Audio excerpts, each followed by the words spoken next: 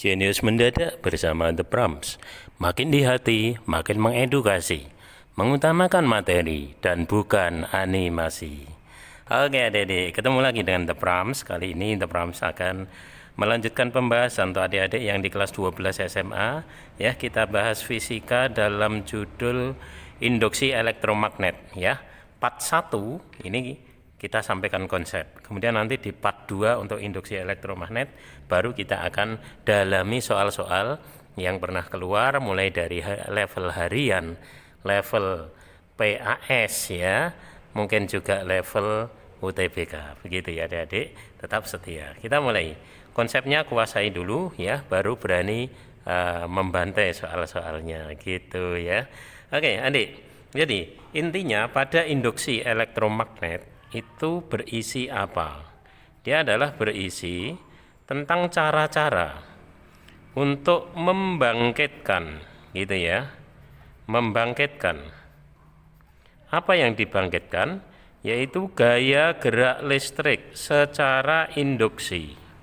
Singkatnya begitu adik, ya. Intinya seperti ini.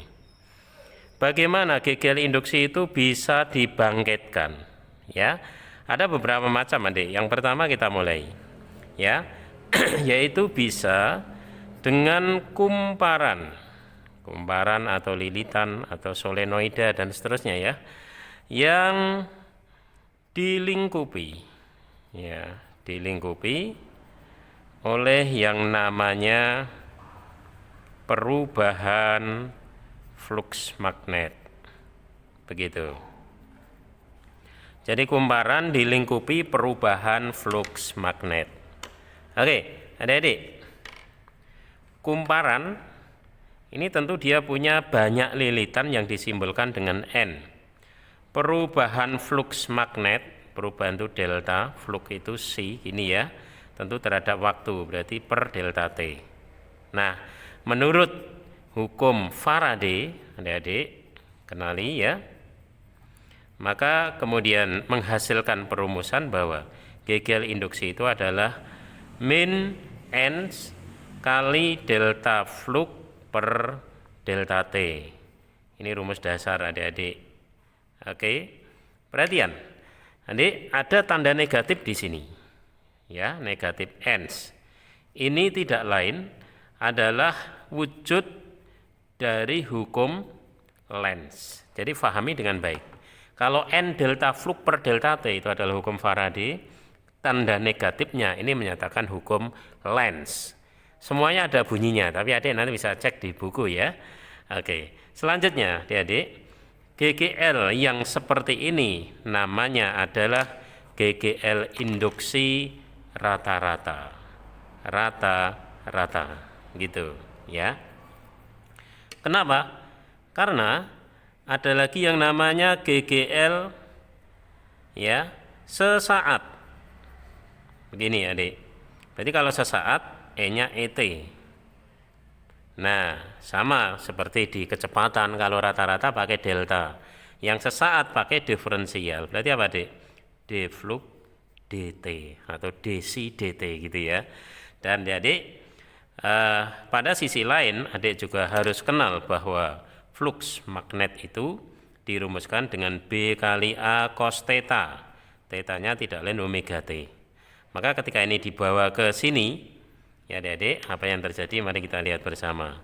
Berarti GGL induksi sesaat adalah negatif N d dt dari flux. Fluxnya adalah B kali A kali cosinus omega T. Gini kan ya. Nah, oke. Negatif N, BA-nya koefisien deh, jadi nggak diturunkan. Kemudian kali turunan dari cos. Turunan cos itu adalah negatif sinus. Biasa banget kan di SMA ya, omega T. Dan tentu saja masih kali turunan omega T menurut dalil rantai ya. Turunan omega T dia adalah omega. Ya, maka dia adalah omega. Akhirnya, bentuk akhirnya adalah min jadi plus. Apa ini? BA omega N kali sin omega T ya. Inilah GGL setiap saat. Oke, kenali baik-baik adik-adik. Dan seperti ini yang dikenal dengan penerapan hukum Faraday pada generator gitu. Jadi pada generator ini nanti yang akan banyak dipakai. Oke, adik-adik, pada sisi lain kita bisa merumuskan GGL induksi maksimum itu bagaimana? Nah, di sini adalah fungsi sinus, adik. Nilai maksimum sinus adalah 1, minimumnya negatif 1, ya. Sehingga kalau maksimum kita ambil sinusnya 1. 1 kali BA omega N, jadinya apa? Ya BA omega N itu sendiri. Nah, sehingga kalau GGL maksimum hanya BA omega N. Dengan demikian GGL setiap saat BA omega N adalah GGL maksimum, kemudian kali dengan sinus omega T. Oke, gitu ya adik-adik ya. Nah, sip. Sehingga seperti ini terkenal dengan rumus generator ya, adik harus ingat. Memudahkan mengingat ya, BA omega N ini kita baca bakwan adik ya. Jadi GGL maksimum adalah bakwan, GGL sesaat adalah bakwan sin omega T. Gitu ya adik ya. Oke, kemudian sebelum ke yang lain pengembangannya. Nah, di soal apalagi yang level SBMPTN, level UTBK ya, juga kedinasan-kedinasan yang lain ini sering dikembangkan dalam bentuk ya, karena begini. Jadi pengembangan pertama GGL induksi yang negatif N delta fluk per delta T. Nah, dari sini fluknya kan BA cos theta gitu deh, maka bisa min N ya, negatif N kali delta fluk, bisa yang berubah B-nya, berarti apa? A kali cos theta, omega T-nya saya buat theta ya. Yang berubah B-nya berarti apa? Delta B per delta T, bisa begitu ya. Atau bisa juga yang berubah adalah A-nya, berarti kalau yang berubah A-nya apa? Negatif N ya, dari sini dek fluknya diganti B kali cos theta, yang berubah A berarti apa? Delta A per delta T. Nah, karena part 1 ini kita konsentrasi pada konsep, maka saya cukup dalam di sini. Gitu ya dek ya. Bisa juga adalah yang berubah sudutnya. Maka ketika begitu gimana? Negatif N ya. Kemudian apa dek? BA-nya tetap ya. Di sini adalah delta cos theta gitu ya, dibagi dengan delta T ya, karena memang ada 3 komponen, bisa berubah B, bisa berubah A, bisa berubah theta. Maka semuanya ini harus dikuasai ya dek ya, ketika saatnya muncul harus dipakai, maka harus muncul gitu ya. Ini kejadian pertama adik-adik. Oke, kita lanjutkan. Kemudian adik, untuk yang kedua ya, yang kedua, kalau tadi kumparan dilingkupi perubahan fluks magnet itu timbul GGL induksi, maka yang kedua ya masih berada pada kumparan adik, pada kumparan ya yang dialiri oleh yang namanya perubahan kuat arus listrik gitu adik. Perubahan kuat arus listrik. Nah, coba ke sini. Berarti di sini ada perubahan kuat arus listrik. Kuat arus itu apa toh? I terhadap waktu ya. Berarti ada seperti ini. Delta I per delta T gitu. Nah, adik-adik, GGL induksinya bagaimana? Ya, kalau di sini besaran yang menyatakan kumparan itu mengenal L besar. Apa L besar? Ini yang dinamakan dengan induktansi. Induktansi kumparan, nanti satuannya H. Ya, H itu singkatan dari Henry. Begitu. Nah, GGL induksinya adalah negatif L kali delta I per delta T. Nah, beda tipis ya dengan yang di atas tadi. Dan adik-adik, tentu saja yang seperti ini adalah GGL induksi apa? Rata-rata ya. Kalau GGL induksi yang sesaat, ya deltanya menjadi D, berarti apa dek? DI DT, gitu ya, bedanya itu aja. Semua yang sesaat adalah turunan, dan kalau rata-rata kita pakai delta. Oke, baiklah. Nah, terus gini adik, ternyata tipis sekali ya, untuk yang A adalah N fluk, kemudian yang B LI. Ini sudah pasangannya. Yang tidak boleh dibalik Tidak ada, ya. Negatif L delta flux delta T tidak ada. Atau negatif N delta I per delta T enggak ada, ya. Maka yang sangat diperlukan adalah hubungan adik ya. Hubungan antara apa? Hubungan antara N banyak lilitan dengan L induktansi, karena dua-duanya ada pada kumparan. Ini akan mengikuti kejadian A maupun kejadian B. Berarti harus tahu persis tipe hubungan yang ada. Satu, ya. Hubungan yang pertama adik itu langsung dalam perumusan namanya induktansi silang gitu ya. Langsung dengan rumus mu0 A kali N kuadrat dibagi dengan L. Bisa kalau memang pada kejadian ini N1 sama dengan N2. Ya. Lah kalau N-nya beda gimana? Ya tinggal dipecah karena N kuadrat itu kan dari N1 kali N2. Berarti menjadi apa? Kembali N1 kali N2 adik bagi dengan L. Inilah hubungan antara L induktansi dengan banyak lilitan yaitu N besar. Oke ya.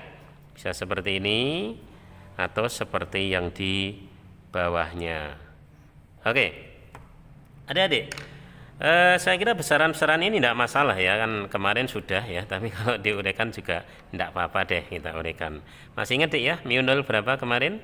4pi kali 10 pangkat negatif 7. Satuannya apa? Weber dibagi ampere kali meter gitu ya. A-nya adalah luas penampang kumparan. Luas penampang kumparan gitu ya, karena memang ini adanya pada kumparan. Kemudian N-nya banyak lilitan jelas dan L kecil ini menyatakan panjang kumparan. Satuan SI-nya jelas ya, panjang ya meter, luas ya meter persegi. Sedangkan L besar tadi saya tulis lagi ya Dik, induktansi. Ya gitu. Induktansi kumparan satuan H yaitu singkatan dari Henry ya. Adik-adik, inilah indahnya fisika.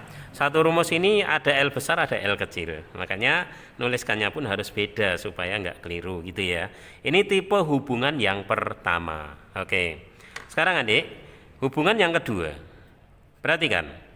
Rumus Kegel induksi menurut ya kejadian A tadi apa? Negatif N kali delta flux per delta T. Betul ya? Ini adik ya. Kemudian menurut yang kedua adik, menurut yang kedua apa?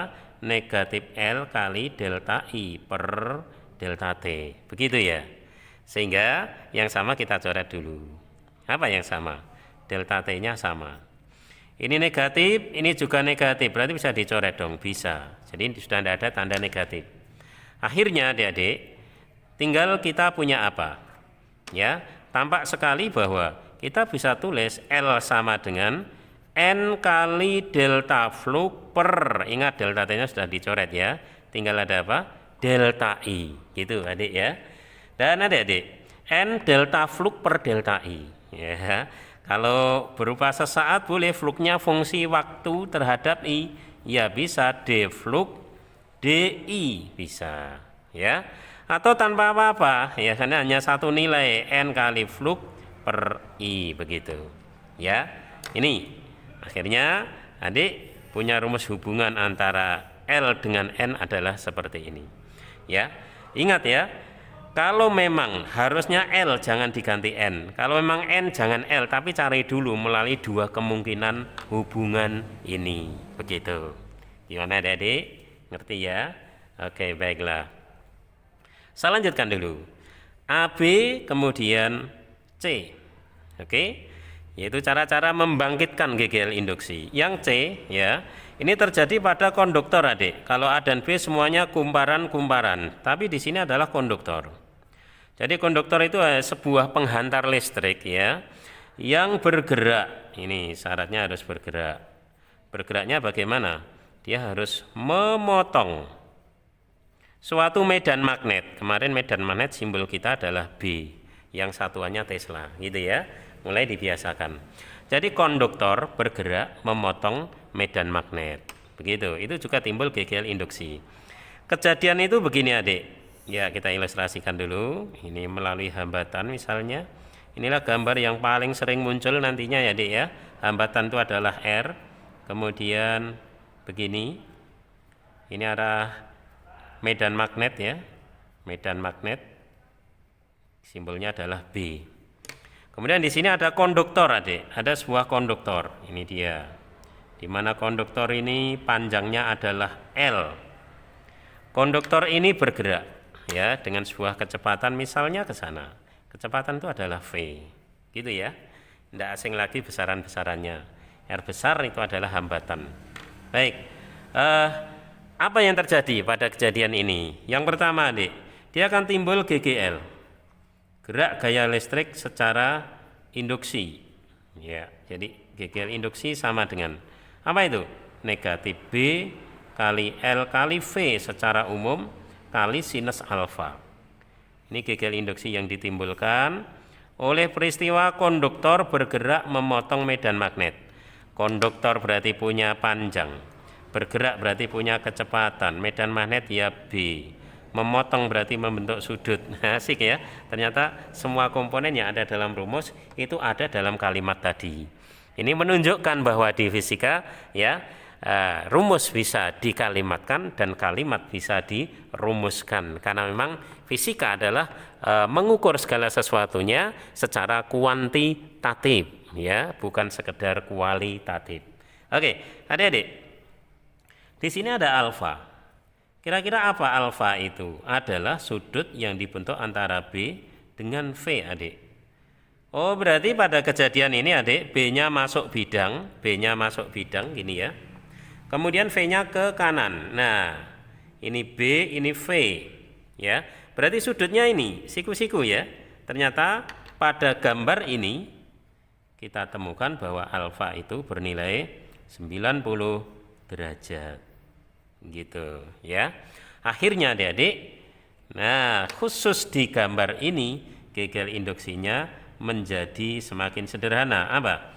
Min atau negatif BLV saja. Gitu. Ya kan ya? Oke deh.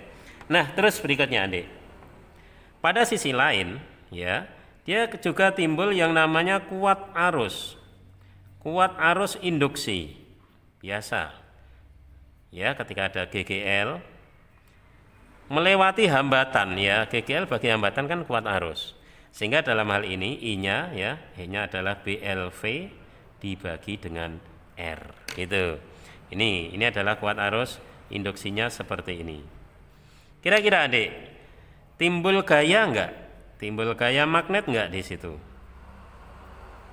Timbulkah? Nah, emang gaya itu bagaimana? BI kali L. Ada B toh? Ada. Ada I, ada L-nya ada.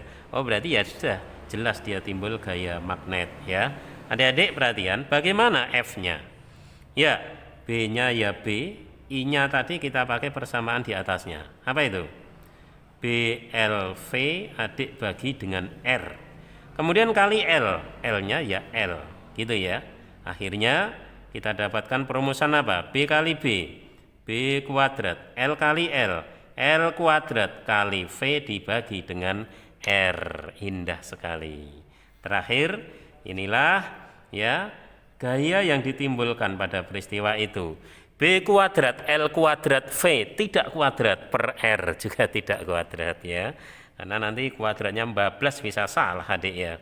Oke, nah terlepas dari yang saya sampaikan ini, adik-adik, untuk kejadian C ini ada aturan arah. Ya, aturan arahnya adik juga harus sangat paham. Di mana ini tentu saja berbeda. Untuk induksi elektromagnet, ya. Dalam hal ini, adik, komponen kita ada B, ada I, ada V. Nah, gitu. Kemudian bagaimana tangan kita? Kalau di sini dalam ilustrasi deh ya, saya tidak akan gambarkan ya, susah nih gambarnya. Jadi begini, ya, ada ibu jari, ada telapak, ya, ada 4 jari, gitu. Jadi 3 komponen arah, ibu jari, telapak dan 4 jari. Di sini juga ada 3 komponen arah adik. Apa? B, I dan V. Ini mudah saja. B ya I ya I, ya, V ya V. Tuh gampang kan? Kalau B itu kan Tesla deh ya, maka T. Nah, cuma huruf awal ternyata. Nah, bagaimana itu bisa? I itu artinya apa? I adalah ibu jari. Jadi ibu jari menyatakan arah I. Kemudian V apa? V adalah fafat jari. Nah, gitu. Ini supaya adik mudah saja mengingatnya. V itu fafat jari, kecepatan. Tahu fafat ya? Dalam bahasa Jawa, fafat itu 4 ya. Siji, loro, telu, papat. Nah, gitu. 1, 2, 3, 4. Jadi 4 jari menyatakan V. Lah B satuannya Tesla. T artinya apa? Telapak tangan. Nah, gitu. Supaya enggak kebalik. Ingat adik ya, aturan tangan kita sejak medan magnet, kemudian gaya magnet, lalu ini induksi elektromagnet itu sudah banyak sekali. Kalau tidak kita pakai cantolan-cantolan yang memudahkan gini, ini biasanya lupa atau kebalik-balik. Ya, sekarang kita terapkan. Oke adik, B-nya masuk bidang, B itu telapak, telapaknya masuk bidang, V-nya ke kanan, V-nya ke kanan gini. Ya, jadi B-nya masuk bidang, V-nya ke kanan, gini adik ya.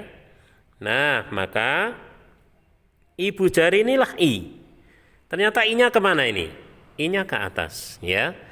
Berarti langsung kita tentukan, oh ternyata kesinilah arah dari I-nya, arus induksi, ya.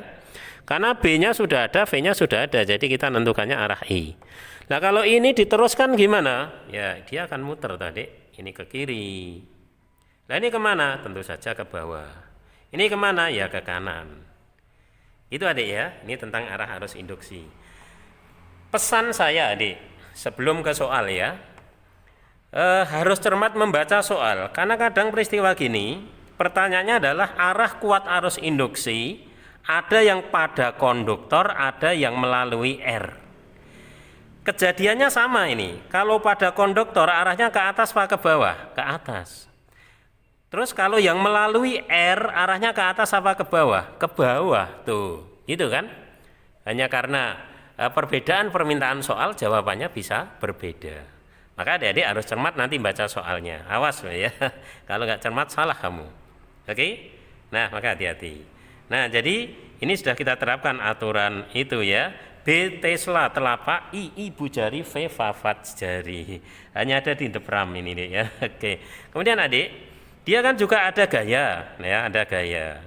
Nah kemana arah gayanya? Sebenarnya bisa dan boleh dengan arah gaya kemarin. Kita punya aturan lagi kan, ibu jari I, ya kemudian gaya dorongan, B-nya 4 jari. Itu kalau gaya. Langsung aja, I-nya masuk, B-nya I-nya ke atas, B-nya masuk bidang. Nah dorongan inilah gaya. Ternyata arah F-nya ke sini adik. Gitu ya.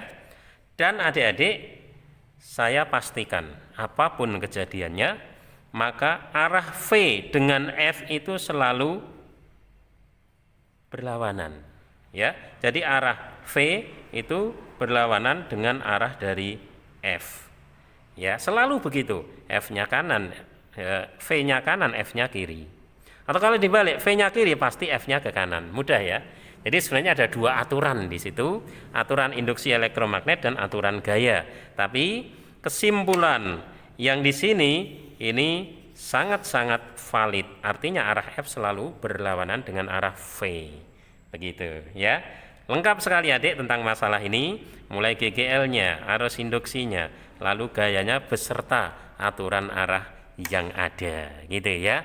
Nah di part ini memang kita khusus mendalami konsep, mendalami rumus, mungkin mendalami definisi. Jadi intinya adalah pengertian, belum menyelesaikan soal ya.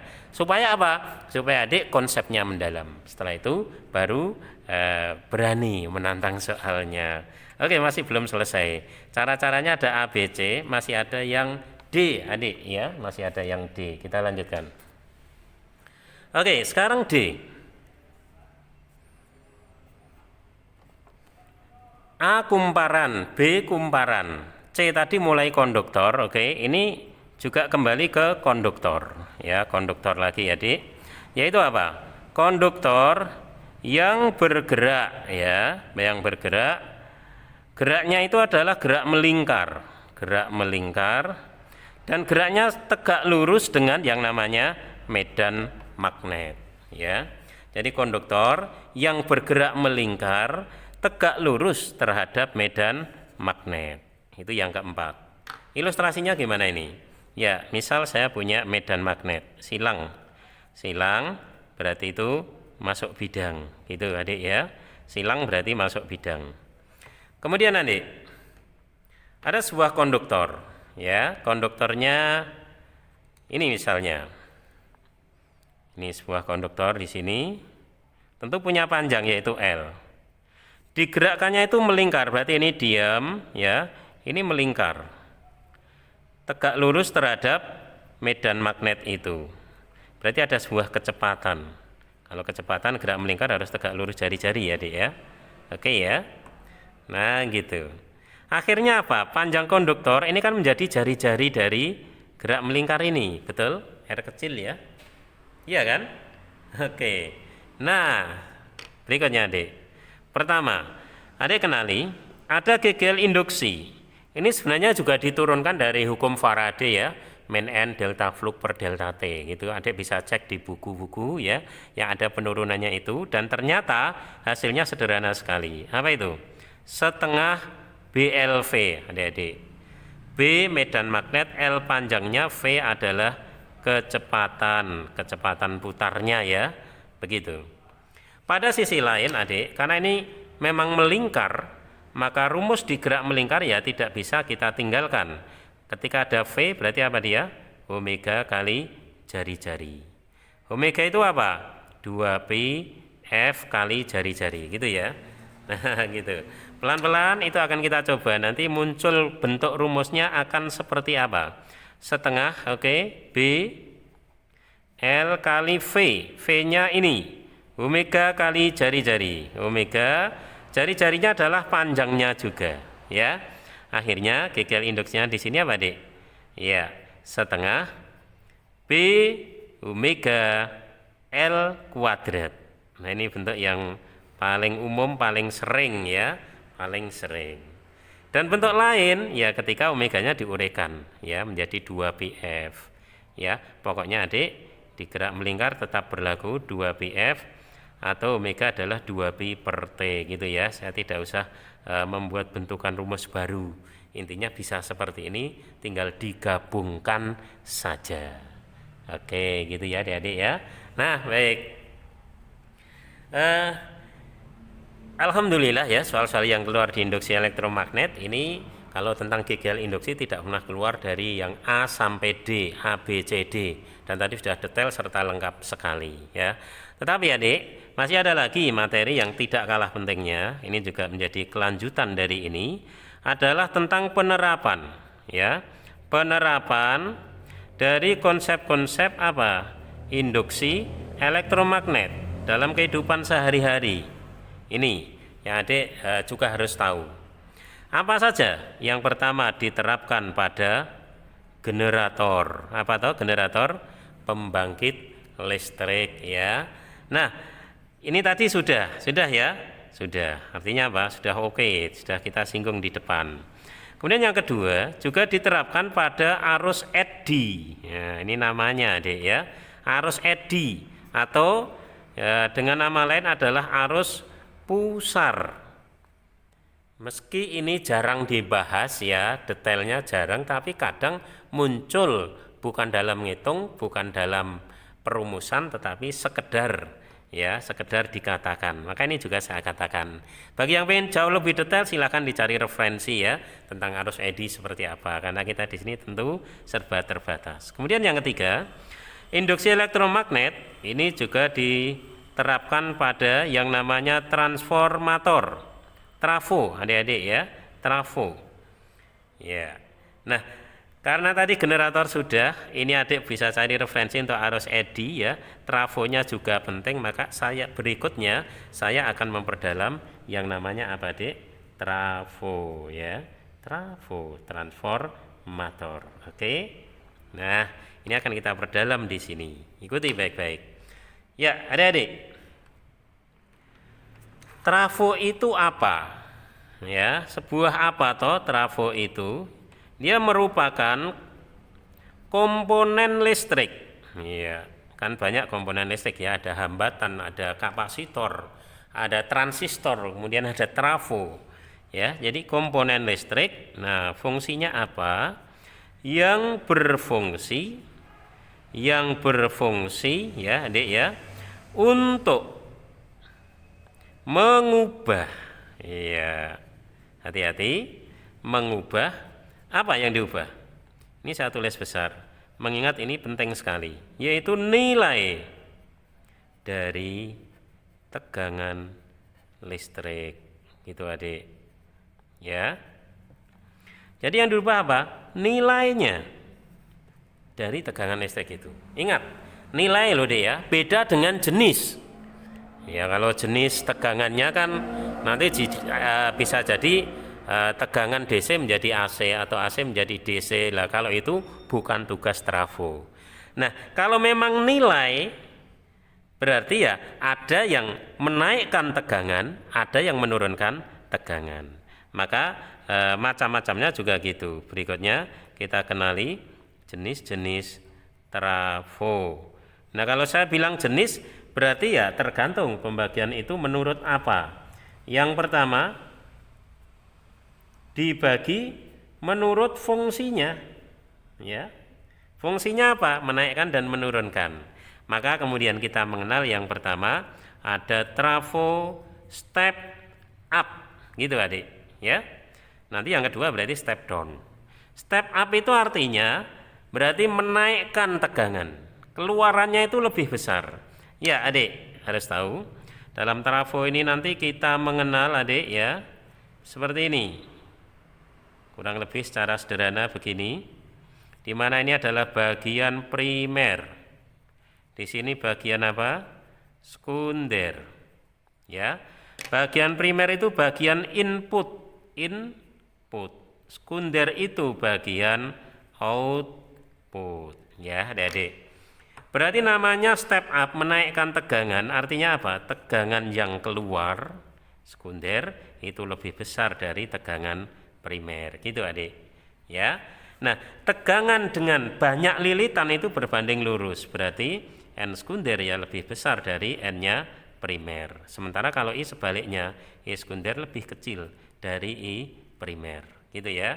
Adik-adik, dari sifat dasar ini kemudian mengembang ke sifat-sifat yang lain seperti ini. Inilah ciri trafo step up, gitu. Ngerti ya, Dek ya? Nah, ini yang A, saya lanjutkan B-nya di sini.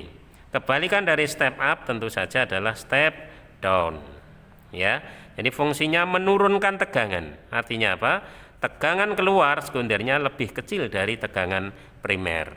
V dan N banyak lilitan sebanding, berarti NS juga lebih kecil dari NP. Sementara kalau IS-nya gimana, Dek? Lebih besar dari IP. Tinggal dibalik saja ya, sederhana. Oke, ini adalah ciri trafo step down. Oke, baiklah. Adik-adik, dari ciri-ciri ini maka kemudian kita jadi tahu bahwa oh ternyata V itu sebanding dengan N.